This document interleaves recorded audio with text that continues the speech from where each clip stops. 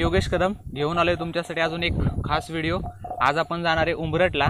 तेच उंबरठ इतिहासातील नरवीर तानाजी मालुसरे यांचं जिथं बालपण गेलं त्या ठिकाणी आज आपण जाणार आहे। जावळी खोऱ्यातून एक 30 ते 35 किलोमीटरवरती हे उंबरठ आहे। आपण माझ्या मागे बघू शकता प्रतापगड आहे। प्रतापगडपासून थोड्याच अंतरावरती उंबरठ आहे। तर आपण आता उंबरठला जाणार आहे। हा व्हिडिओ शेवटपर्यंत बघा। आवडल्यास लाईक करा, शेअर करा आणि सबस्क्राइब।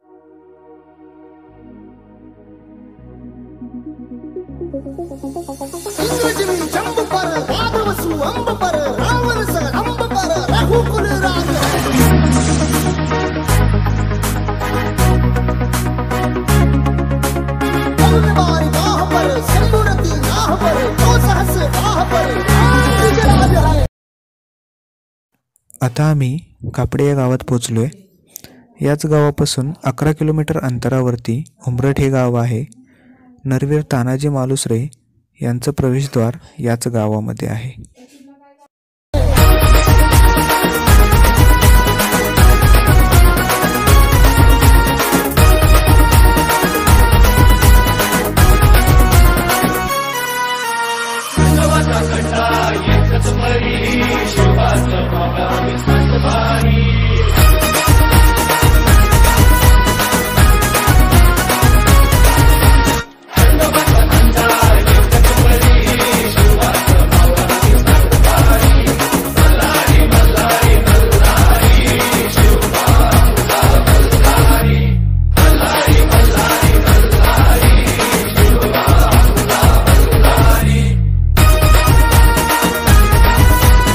पण पोहोचलोय मित्रांनो। उंबरठ या गावाचं नाव जरी ऐकलं तरी आपल्या समोर एकाच व्यक्तीचं नाव दिसतं, ते म्हणजे नरवीर तानाजी मालुसरे।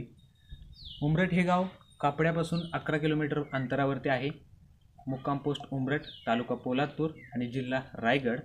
तानाजी मालुसरे यांचं जर मूळ गाव जर आपण बघितलं तर सध्या सातारा जिल्ह्यातील गोडवली हे त्यांचं मूळ गाव आहे।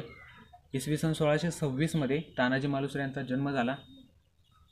त्यांचे वडील काळोजीराव मालुसरे हे 1630 मध्ये मुघल यांच्या युद्धामध्ये त्यांचा मृत्यू पावला।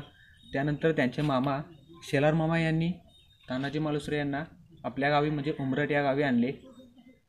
तानाजी मालुसरे यांचं नाव हे गोडवली गावात असलेलं तपनेश्वर शंभू महादेव मंदिर या देवाच्या नावावरून त्यांचं तानाजी हे नाव ठेवण्यात आलं।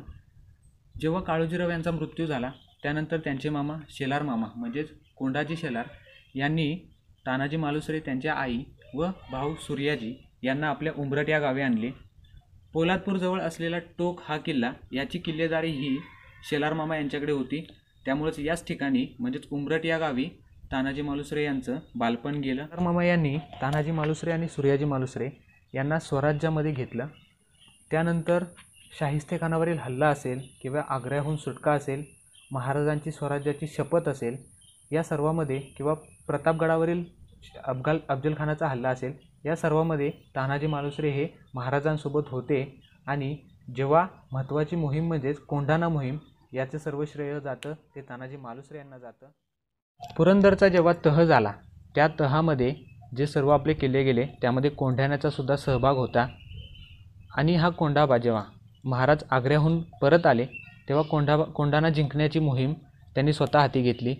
शिवाजी महाराज आणि त्यांच्यासोबत काही सैनिक या मोहिमेवरती जाणार होते आणि त्याच काळामध्ये तानाजी मालुसरे यांच्या चिरंजीव म्हणजेच रायबा यांचं लग्न ठरवण्यात येत होतं आणि त्यांची तयारी चाललेली। या लग्नाचं निमंत्रण देण्यासाठी तानाजी मालुसरे हे महाराजांना भेटले आणि तेव्हा त्यांना असं समजलं की कोंढाणा या मोहिमेवरती स्वतः महाराज जाणार आहेत आणि त्यांनी महाराजांना न पाठवता त्यांनी स्वतः ही मोहीम हाती घेतली। 4 फेब्रुवारी 1670 रोजी तानाजी मालुसरे यांनी कोंढाणा किल्ल्यावरती स्वारी करायचं ठरवलं आणि कोंढाण्यावरती जाण्यासाठी त्यांनी द्रोणागिरीचा डोंगर निवडला।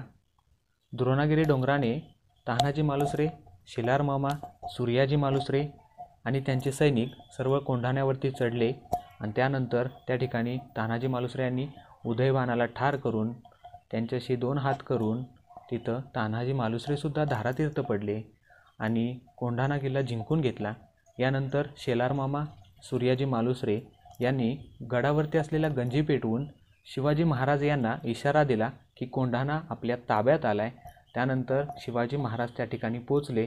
तानाजी मालुसरे यांना धारातीर्थ पडलेले पाहून शिवाजी महाराज म्हणाले, गड आला पण माझा सिंह गेला आणि त्यानंतर त्यांचे पार्थिव उंबरठ या ठिकाणी आणून या ठिकाणी त्यांचे समाधी बांधण्यात आली.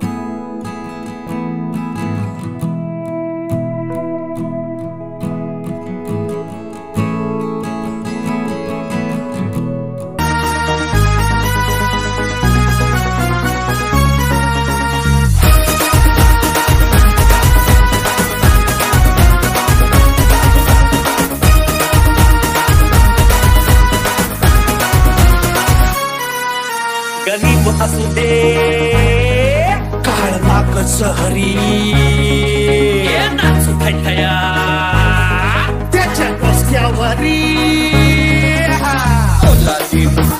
दुश्मनाचे. आता आम्ही आलोय साखरजवळील नरवीर सूर्याजी मालुसरे यांच्या समाधी स्थळाच्या इथं.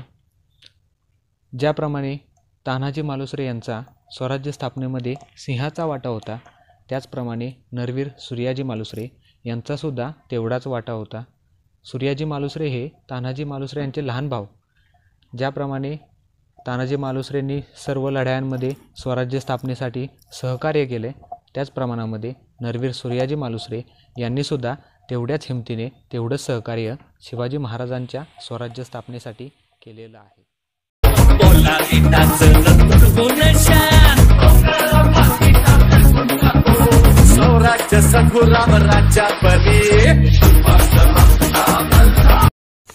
अशा भरपूर मावळ्यांनी स्वराज्य स्थापनेसाठी आपल्या प्राणाचे बलिदान दिलेलं आहे. अशा सर्व मावळ्यांना